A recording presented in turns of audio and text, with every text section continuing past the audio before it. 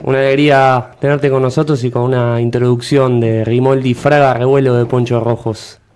Así es, y un recuerdo a esa figura gigante que es la de Dorrego. Tal cual. Santiago, contale a nuestro público por qué debemos salir de la República e ir hacia una confederación. Bueno, te pido que suban el retorno, los escucho Sí, lejísimos, ¿eh? Estamos ahí muy mal de lo sonido. solucionamos. A ver, ¿por qué hay que salir de la República? Hay antecedentes históricos y cuestiones pragmáticas que justifican la necesidad de salir de este modelo corrupto y corrompedor.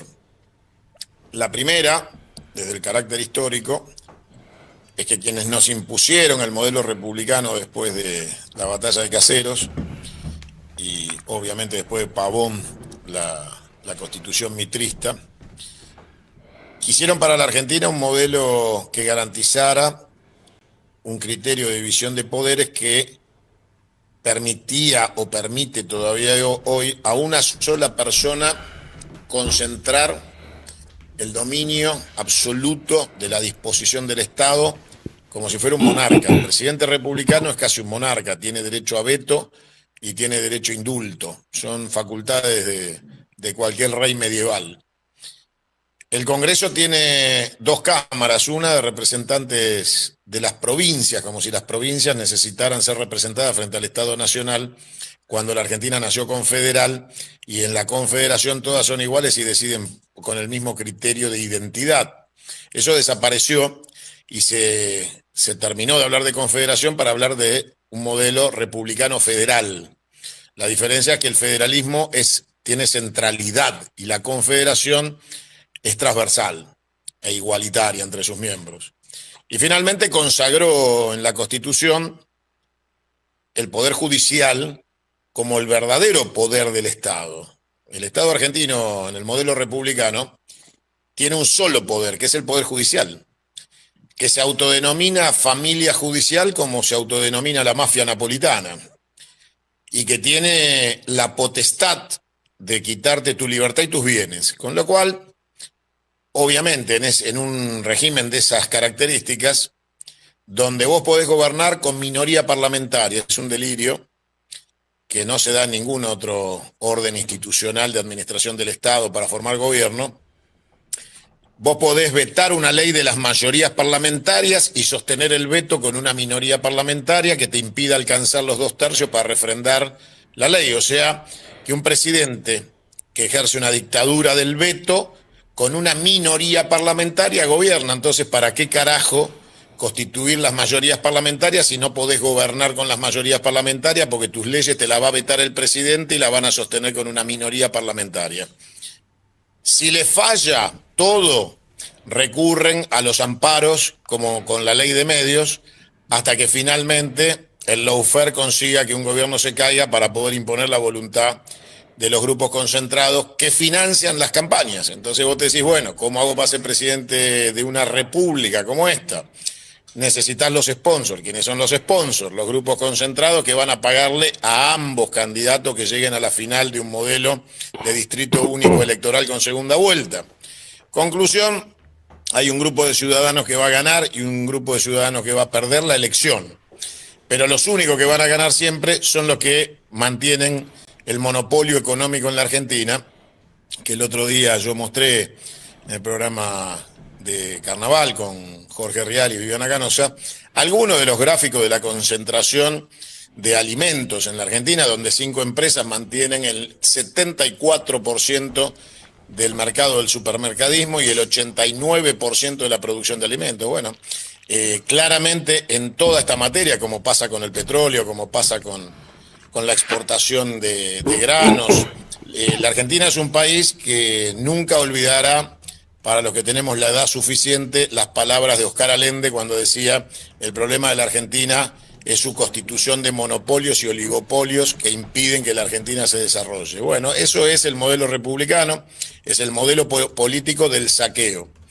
El modelo republicano es en sí mismo un modelo unitario de transferencia de la renta. Existe para que todo venga a Buenos Aires, como venían los ferrocarriles ingleses, trayendo insumos primarios para ser llevados hacia la vieja Europa monárquica donde se manufacturan y nos devuelven a nosotros el cuero transformado en zapatos para que nosotros paguemos la diferencia de la manufactura exportando dólares y trabajo, porque cuando vos mandás semilla y no mandás milanesa de soja con packaging, exportás dólares que va a ganar el que lo manufactura y exportás trabajo porque los trabajadores que van a hacer las milanesas de soja son los chinos, no los argentinos. Entonces, en este modelo de concentración económica y administración política que garantiza el statu quo para que no se produzca una revolución política, la única salida es por arriba, como se sale de los laberintos.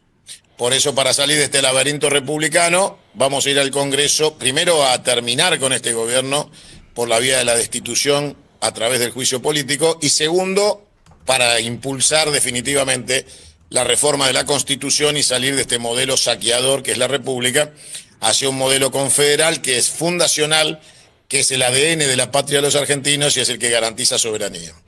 Y que es el que da autonomías plenas tanto a las provincias como a los municipios en todo el territorio nacional. Y... No te mejoraron nada el audio, ¿eh? No te escucho nada. Sí, nada. Sí, encima también estoy teniendo retorno yo, a ver si lo podemos solucionar.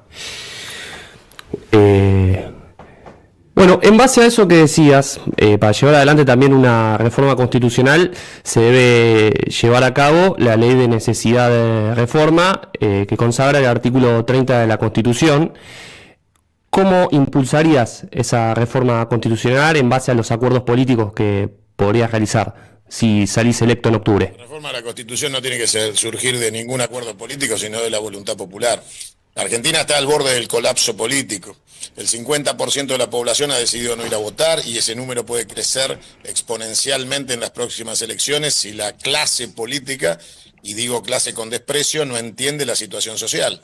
Con lo cual nosotros tenemos que enamorar al pueblo de la reforma de la Constitución, no negociar con los poderes fácticos del sistema republicano, porque si no estaríamos entrando en la confederación con los mismos protagonistas de la República. Lo que tenemos que hacer es convencer al pueblo argentino, enamorar. La política se trata de eso, de un ejercicio instrumental del amor a la patria y el amor al prójimo. Si nosotros no podemos convencer al pueblo argentino que tenemos razón, no tenemos razón para hacer lo que estamos haciendo. Así que lo primero que hay que hacer es salir a enamorar al pueblo argentino de nuestro criterio, de nuestra visión de la política y de nuestra capacidad para instrumentar la voluntad popular, que debe ser masiva y aplastante, porque si no lo es, entonces no hay salida de todo esto. Esto no es una cuestión de rosca política. Básicamente, y para que la gente entienda, que se metan la rosca política en el orto. Acá lo que hay que hacer es un proceso revolucionario y eso se consigue enamorando a la gente, predicando, convenciendo, explicando, desarrollando la explicación, explicándole a la gente por qué sus aspiraciones deben ser canalizadas a través de un modelo confederal, por qué la gente va a ser más rica y más próspera. Porque, a ver, no tenemos que tener miedo de explicar que el modelo confederal es un modelo de riqueza económica frente a este modelo de saqueo y pobreza que ha sometido al pueblo argentino a la indigencia, al hambre, a la desatención sanitaria, a la destrucción de la educación. Bueno, ese es el fracaso. Nosotros les proponemos volver a un modelo de éxito en la Argentina, un modelo de desarrollo sustentable, donde la prospectiva y el desarrollo de la planificación hacen una Argentina de acá 50 años y de acá 100 años. En el siglo XXI no se puede vivir mirando atrás y vendiéndole a la gente fotos de Perón del año 45. El peronismo siempre ha sido el futuro. Perón era un hombre del futuro, de su futuro. Y hoy que no está, es indigno recordarlo como una figura del pasado. Yo creo que si Perón se levanta, los caga trompadas a todos, porque esto de haber utilizado la foto para conseguir empleo, no creo que le hubiera simpatizado mucho al general.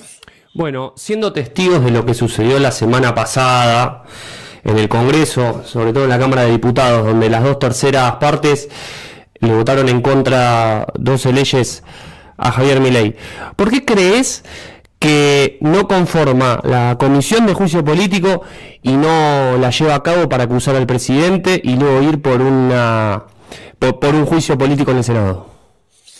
Porque los 2/3 que se consiguieron en la Cámara de Diputados son para la campaña. No, ninguna de esas 12 medias sanciones que sacó la Cámara de Diputados va a llegar a ningún lado.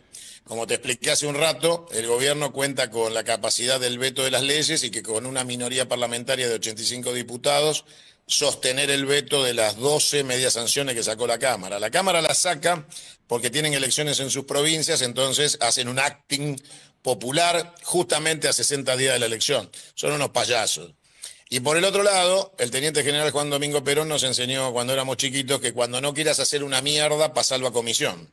Entonces, claramente todo esto de armar una comisión de investigación libre, todas estas payasadas son para entretener a la población y distraer el objetivo central y real que deberían tener los diputados que se dicen nacionales y populares, que es echar a Milei y Villarroel de este gobierno, que es constituir la comisión de juicio político, presentar otra vez el juicio político, porque yo lo presenté en marzo del 2025, y por la inexistencia de la comisión, por primera vez en la historia del Congreso de la Nación, una comisión permanente que tiene que ver con la institucionalidad de la Cámara no está constituida 1 año y 6 meses después.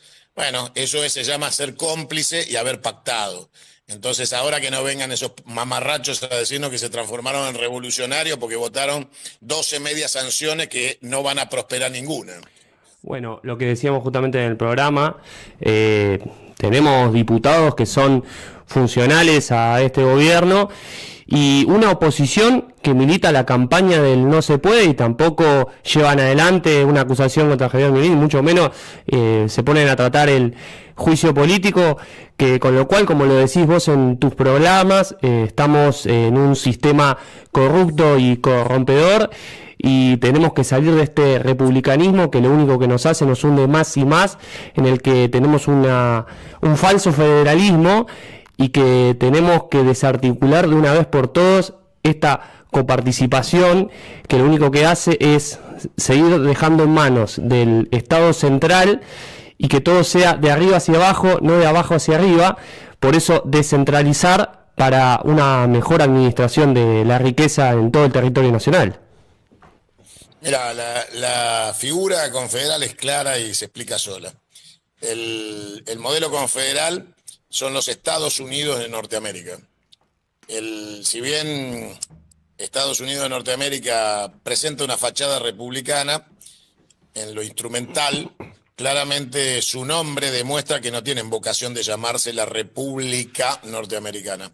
Se llaman Estados Unidos de Norteamérica. Se llaman Estados Unidos porque la confederación la manejaba el general Lee. Entonces, si se ponían Confederación del Norte o Confederación Norteamericana, iban a tener que colgar no la foto de Washington, sino la del general Lee en la Casa Blanca y había perdido la guerra de secesión. Entonces buscaron un sinónimo y el sinónimo es Estados Unidos, que es exactamente la definición enciclopédica de confederación, unión de estados. Eso hace que en Estados Unidos rija, por ejemplo, la autonomía plena de los estados que la componen, que cada vez son más, porque lo que te permite la confederación es que cada uno que se quiera sumar, si los estados confederados lo aceptan, pasa a ser otro estado confederado.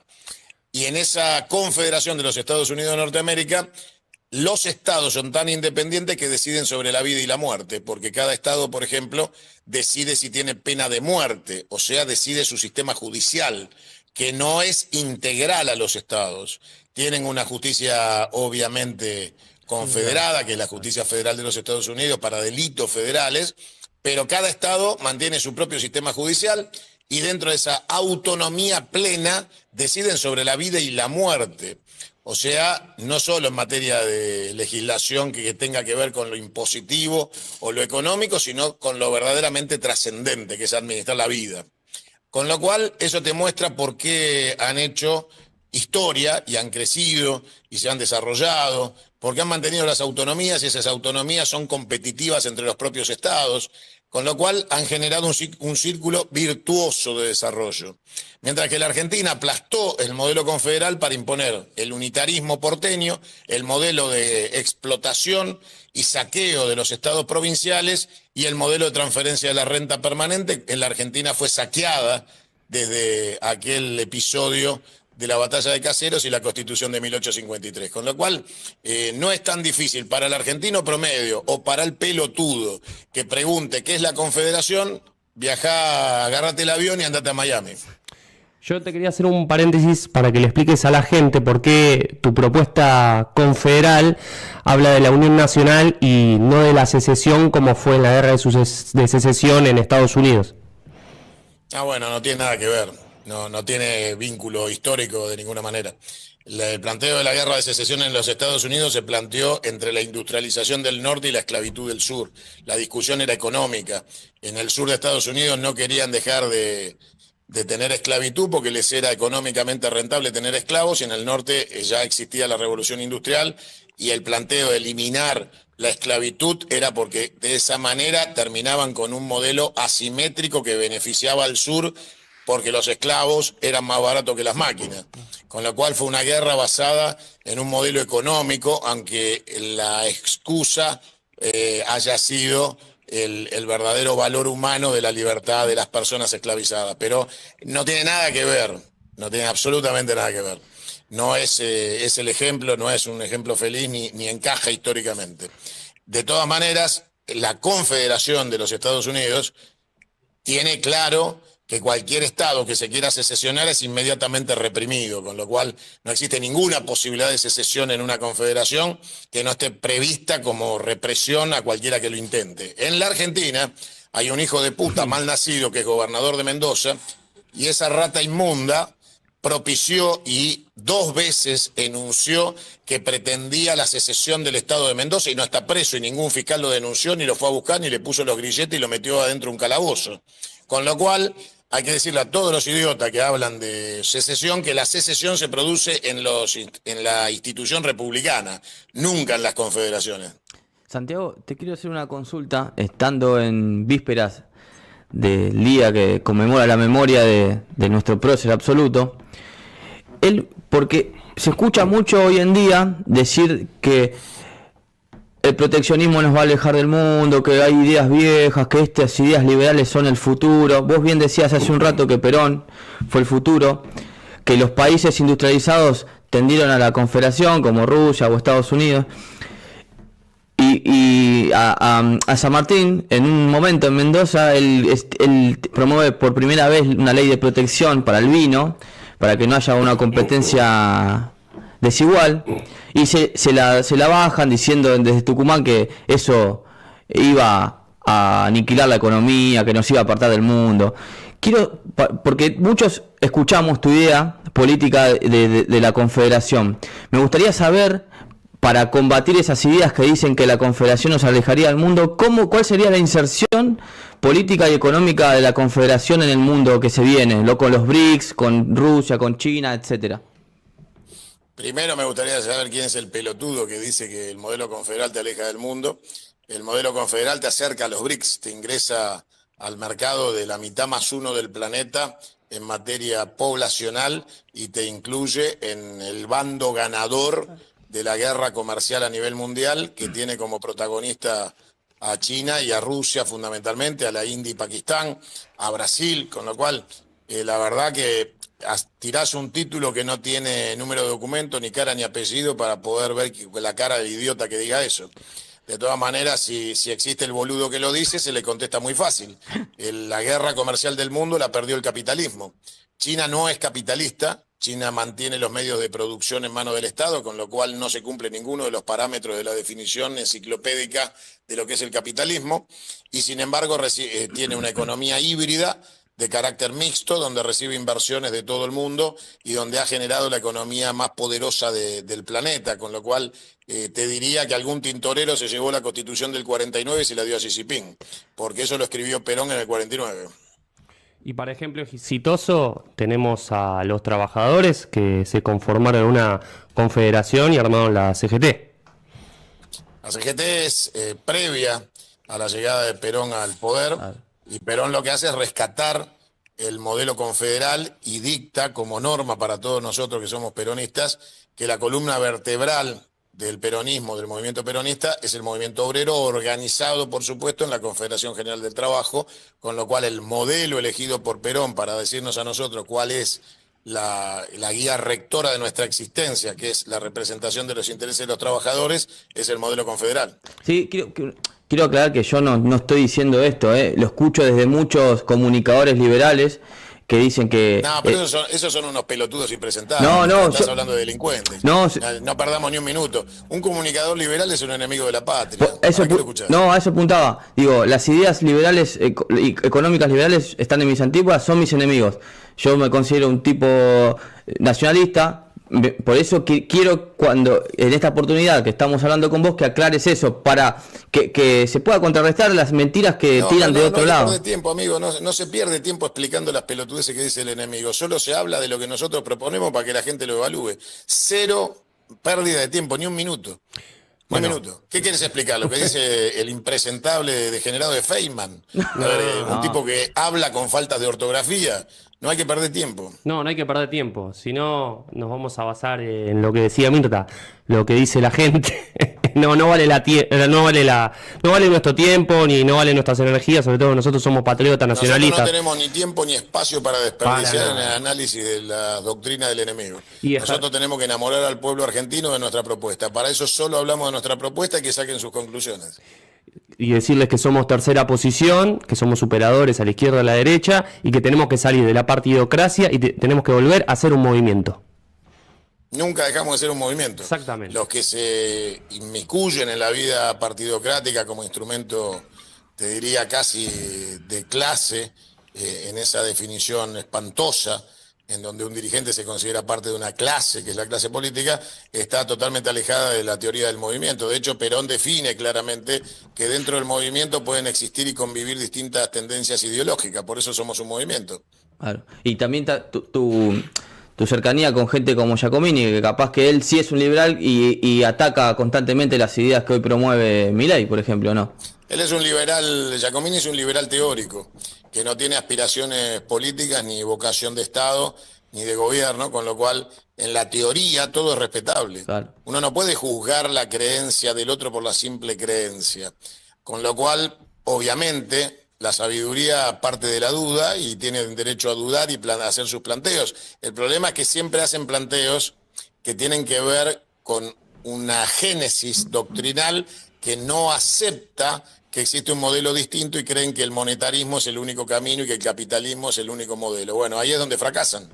No tienen ninguna posibilidad de éxito porque el modelo del capitalismo se basa en que el dinero da dinero sin trabajo, a partir de la existencia de la tasa de interés como premio a la inversión que permite que alguien se haga rico sin trabajar. Bueno, nosotros somos peronistas, la única clase de personas que existen para nosotros son los que trabajan. La productividad, la producción. Y sobre todo recuperar la cultura del trabajo y que cada persona que habita en nuestro pueblo pueda acceder a la riqueza, pero siempre por medio del trabajo.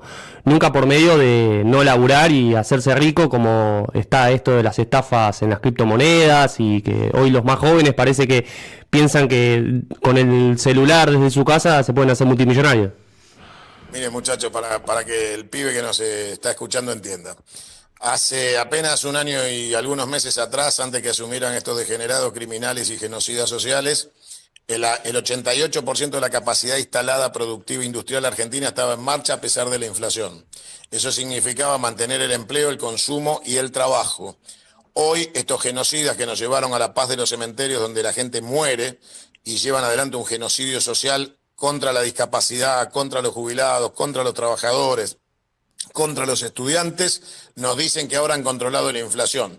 Claro, los muertos no consumen, con lo cual no hay inflación. Ahora, díganle a estos hijos de puta liberales que la inflación producida por emisión, ellos que han triplicado en este año y medio la base monetaria, la han triplicado en base a la toma de deuda, han transferido la deuda del central al tesoro y han vuelto a contraer deuda del central.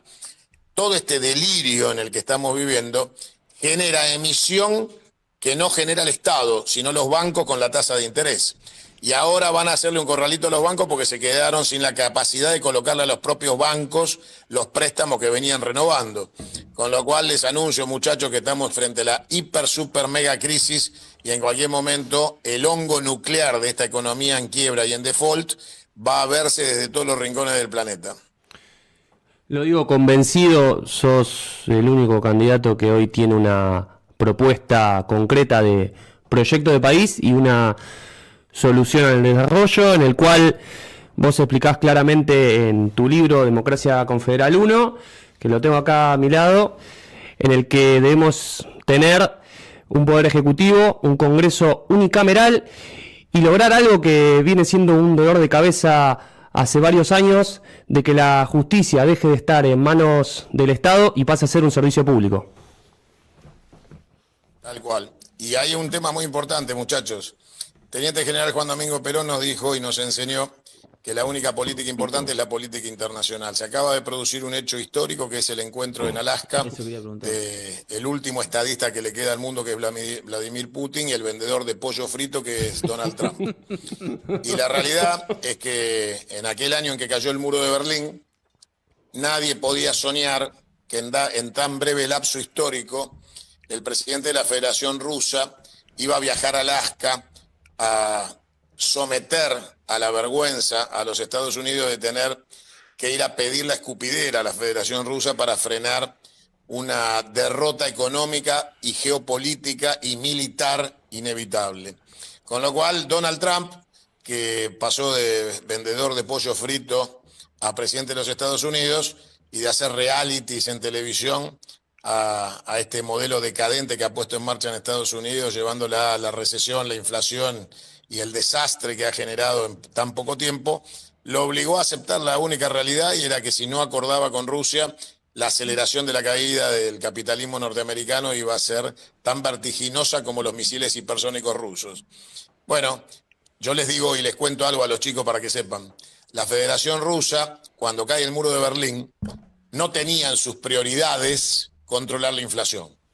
La prioridad en aquel momento era buscar la integración política de un nuevo modelo exitoso, tratar de contener al pueblo ruso con trabajo, tratar de que no faltara un plato de comida en cada casa del pueblo ruso, sufrido a lo largo de los años, buscar cómo mantener las relaciones con las repúblicas que se secesionaban de la ex Unión Soviética. O sea, el control inflacionario nunca fue, en la recuperación de la Federación Rusa, una prioridad, hasta que realmente estaban de pie y la economía pasó a ser parte de la agenda cotidiana de un gobierno de la Federación Rusa. ¿Qué quiere decir esto? Que la Argentina devastada, que gracias a Dios estamos en menos problemas que si se nos hubiera caído el muro de Berlín encima, no debe tener como prioridad de ninguna manera una cuestión monetaria, es una pelotudez supina. La Argentina debe reconstruirse igual que se reconstruyó la Federación Rusa después de la caída del muro de Berlín. Y el día que lleguemos realmente a que sea parte de la agenda de una Argentina reconstruida la cuestión monetaria, habremos logrado cruzar el Jordán y habremos logrado estar del otro lado de la orilla discutiendo una Argentina próspera y poderosa como es hoy la Federación Rusa. Pero como nosotros estamos abajo de los escombros del muro de Berlín, hoy el proceso inflacionario chupa un huevo. No pasa por ahí la realidad de los argentinos. Así todo, ese mensaje penetró a la gente. Vos bien hablabas de la búsqueda de enamorar a las personas. Pareciera que ese mensaje penetró a la gente y elige votar únicamente por...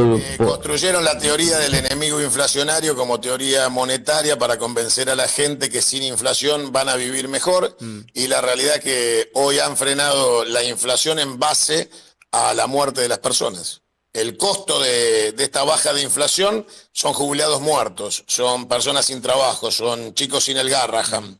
Así que claramente no es el momento para discutir la inflación. Prefiero volver a hace un año y 8 meses atrás al 88% de la capacidad instalada y el consumo.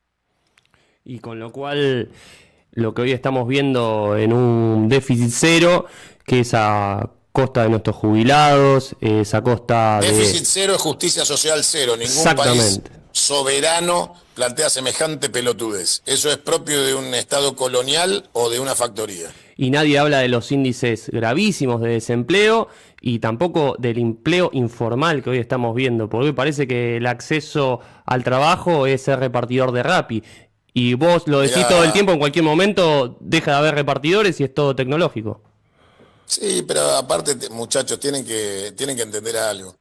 En menos de un año y medio tiramos por la borda lo que había conseguido Sergio Massa en su momento de firmar nuestro ingreso a los BRICS. Nosotros estaríamos hoy asociados a Brasil en el mundo BRICS con un mercado de 300 millones de habitantes, 260 de ellos más 47 nuestros, y estaríamos desarrollando una alianza estratégica con los dueños de los mercados del mundo. que en cualquier momento, porque están desarrollando ya tecnológicamente la moneda BRICS, van a destruir al dólar, va a desaparecer el Fondo Monetario, que es una creación después de la Segunda Guerra Mundial de los Estados Unidos para dominar a partir de la integración del Fondo Monetario las políticas económicas del Occidente, y obviamente con la moneda BRICS el Fondo Monetario va a desaparecer, porque a nadie le va a interesar pertenecer a un organismo de estados de los derrotados. Seguramente veremos florecer lo que será un banco BRICS o una línea de asistencia financiera BRICS para el resto de los países del mundo. Estamos en plena transición de la derrota del capitalismo hacia el modelo nuevo de la Euroasia, que ha ganado la batalla comercial y militar. Con lo cual las guerras calientes se van a terminar, estamos en eso a partir de la reunión de hoy, y después el mundo va a tener un nuevo orden que no fue ni el de los Rothschild ni el de los Rockefeller. Fue el que puso Vladimir Putin cuando, como doctor en medicina digno del premio Nobel de Medicina, terminó con el COVID cruzando con los tanques Ucrania. Santiago, ¿y vos crees, bien decías hace un rato, que viene relacionado con esto, que la política internacional es clave para los estados? ¿Vos crees, entendiendo lo que decís de que el mundo capitalista o las políticas liberales, capitalistas o el hiperconsumo están en tendencia baja, digamos, que tienden ahora a terminarse o que se pierden esa batalla comercial? ¿Pensás que va a haber como un manotazo de ahogado de la OTAN, de Estados Unidos, de Israel, de Gran Bretaña, algo? ¿Y cómo Argentina, con estas alianzas que nos transforman en cipayos, desde Milei, por ejemplo, cómo se vuelve a integrar al mundo BRICS? Ya hay una sola manera, amigo: derrocar este gobierno por la vía del juicio político e ir a la reforma de la Constitución. No hay salida. Existió un pelotudo, un burro, que se llamó Einstein, que dijo que caminando el mismo camino se llega siempre al mismo resultado. Entonces, no hay salida. Esto es un problema sistémico. No es una cuestión, como dijo Jaureche y después le copió Perón, no se trata de cambiar de collar, se trata de dejar de ser perro. Así que si querés saber cómo salimos de la dependencia, de la miseria, de haber pagado el costo de la derrota de la batalla de Malvinas, porque la guerra continúa, acá no se rindió nadie, la realidad es que la manera de salir de ese esquema de dependencia y destrucción es tener el coraje para cruzar los Andes. Exactamente el recuerdo al que vos hacías alusión de San Martín nos invita a la epopeya. O cruzamos los Andes o desaparecemos. Es que de Mitre para acá pareciera que esas políticas liberales, es como decías vos, se reciclaron una tras otra con tipos que fueron reciclando ideas durante más de 100 años y nos trajeron a este lugar. Pero no pierdas tiempo, amigo, en hablar de ellos. Cuando seamos gobierno no va a quedar una puta calle con el nombre de estos delincuentes que sometieron a la Argentina a la indignidad. Si en la Argentina hay una calle que se llama Rivadavia, no nos merecemos ser argentinos. No, coincido absolutamente, plenamente. Por eso hay que dejar bien en claro que nosotros somos San Martín, Rosas y Perón, que fueron los que pusieron de pie a este país y que tuvieron un proyecto de desarrollo productivo. Y la verdad que uno te escucha todo el tiempo y ve también la militancia inquebrantable y el movimiento confederal, a los cuales les mandamos un saludo a todos que están caminando todo el territorio bonaerense, acercando tu propuesta confederal. Quiero decirte, ¿qué opinas de aquellos políticos que hoy ponen excusas ante este gobierno y que lo único que hacen es victimizarse y militar la política del no se puede y hago acuerdo con este gobierno? Hermano, el día de octubre en que vas a votar, vota bien. No hay que hablar más, hay que votar bien. Hay una boleta confederada que encabeza en la provincia de Buenos Aires, hay que pedirle a los bonaerenses que nos empoderen para patear las puertas del Congreso, ir a patear culos y cabezas, alinear traidores para que tengan que cumplir con el contrato social de representar a quienes los empoderamos con nuestro voto para que estén ahí adentro e iniciar la transformación de la Argentina, como te dije, enamorando. No perdamos más tiempo, no hay que ir al basurero a buscar nombres para armar listas. Hay que buscar representantes sociales de la realidad de la vida social de los argentinos, que son los verdaderos héroes de esta patria, los que están sufriendo y saben lo que es lo que necesitan. Y como saben lo que necesitan, son los que van a gestionar las soluciones. Así que lo que hay que hacer es simplemente ir a votar bien. le pido a los bonaerenses que vayan a votar bien. El 7 de septiembre hay que ganarle al gobierno. Traguemos sapo, pero no comamos mierda. Pero en octubre, voten la boleta confederal o todo sigue igual. Y a recuperar el municipio 136 de la provincia de Buenos Aires. Por supuesto. No hay ninguna duda que hay que echar a patadas en el culo al porteñismo que usurpó y robó el territorio bonaerense de la ciudad de Buenos Aires después de la Constitución de 1853. Compañeros, los voy a tener que dejar porque estamos trabajando con el cierre de las listas de la provincia de Buenos Aires y está obviamente la burocracia por medio para poder dar esta batalla. Algo para el cierre de Santiago, un mensaje para los bonaerenses, para el movimiento confederal y para el pueblo argentino. Lucha, batalla y victoria. Acá no se rinde nadie y lo que hay que hacer, como les dije, es iniciar la epopeya. El argentino debe imbuirse del espíritu de la epopeya sanmartiniana en estas fechas y saber que no hay ninguna posibilidad de someterse a la realidad y esperar que cambie. Santiago, ¿vos algo más? No, como él suele decir, argentinos a las cosas. Hay que hacerse cargo. Fuerte abrazo, compañero. Gracias por el tiempo.